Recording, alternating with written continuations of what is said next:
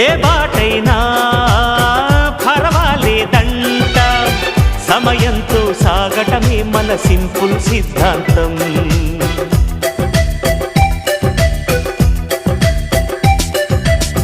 చిరుగాలికి పరిమళమిచ్చే సిరిమల్లెల వనమై ఉందాం, గగనాన్ని నేలను కలిపే హరివిల్లుల బంతెన అవుదాం.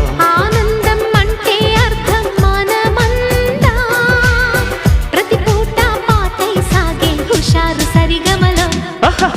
ఎన్నో ఎన్నో రాగాలుండే సంగీతం కాదా, చల్లకి నవ్వుల కేరింత.